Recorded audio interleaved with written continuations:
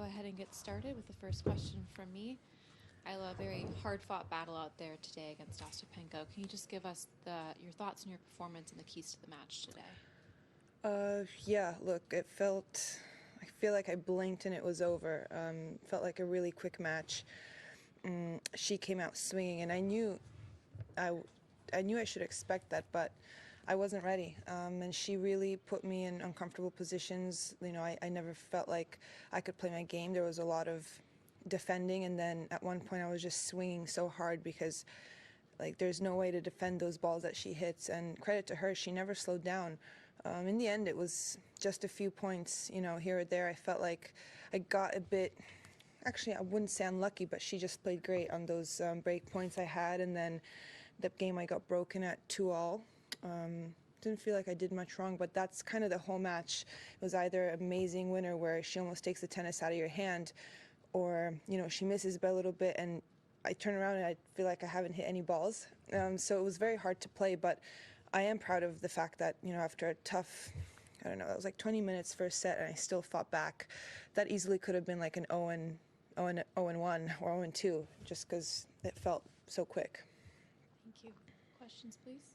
Ajla, can you talk about how you did get yourself composed or stay composed and turn that around in the second set? Because it was really impressive how the first game you were straight on it. Yeah, I mean, my team gave me a few tips just to try to be the one that dictates, and that's really hard to do when she's, you know, having the first punch. So whenever I felt I had an inch, I tried to just take a swing, and it paid off. But for a second, like, even when I won that set, I was like, I didn't feel like I won it. I don't know.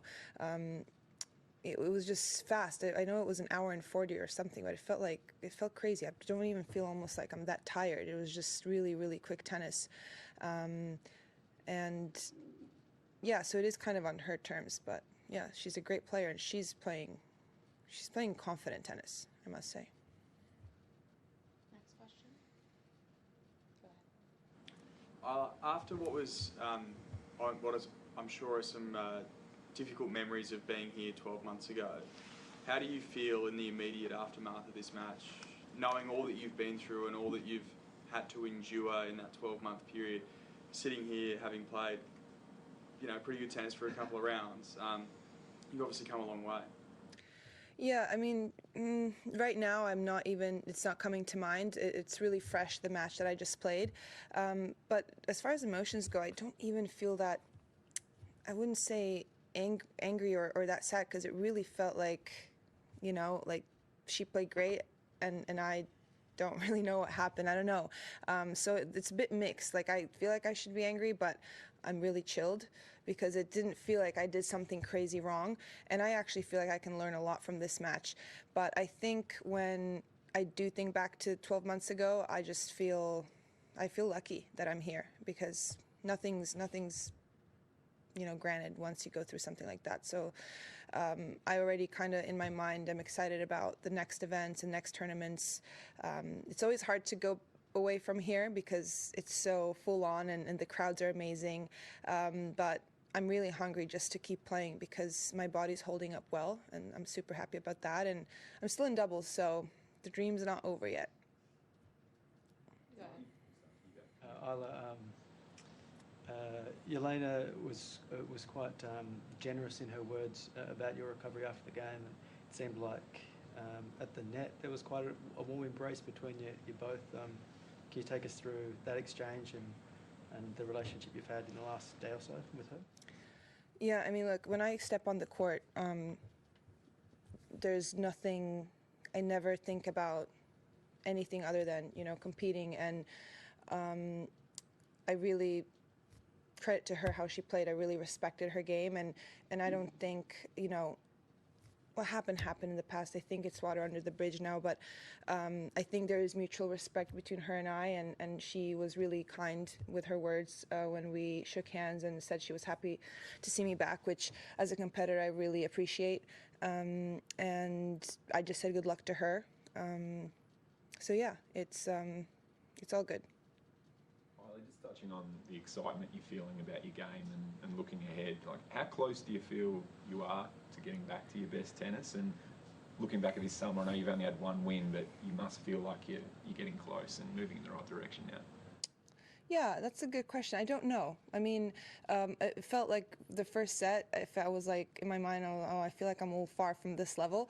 But then it's never that far, like as far as you think it is.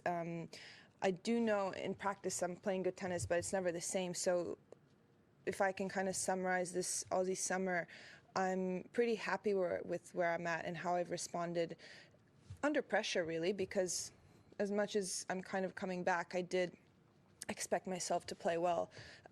So I definitely think I just need more court time, and it will come at some point. But yeah, without the constant work, it's not going to come. So I feel like I'm on the right track, but I got to keep working.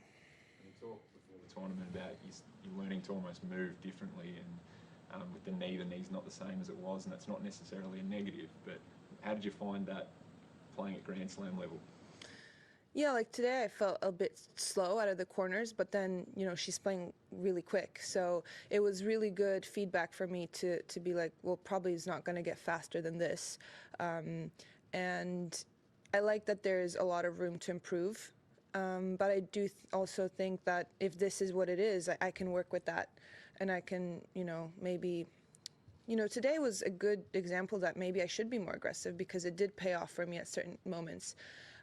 So that's why I think I could learn a lot from what happened tonight. But look, the knee, the best thing is it's pain-free. But I can be quicker out of the corners and just a little bit more determined with my movement because I always start a bit tentative. Yeah, and I'm doing a long warm-ups just to it's still in my head a little bit, but that's okay. I mean, I got to go through that. Just quickly on Storm Hunter. What would you say about her run in this tournament and her chances against Barbara? Look, I've been telling Storm for a while now she needs to start playing singles only. She already proved she's the best in doubles, so she hasn't listened to me yet because I think she can do amazing things in singles. I mean, she's been amazing in Billie Jean King Cup over the last couple of years. And she's clutch. So seeing her have success here at home is really awesome because she can play at that level.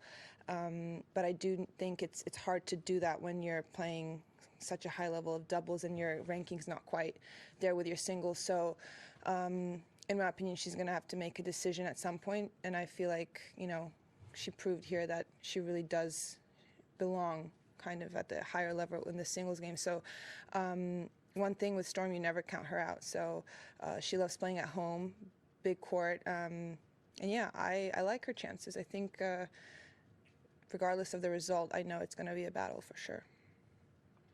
Beyond doubles, where will we see you next? After that, you mean? After you leave Australia, where are you playing? Hopefully I'll play in Hua Hin, the 250. And then TBD. My schedule's...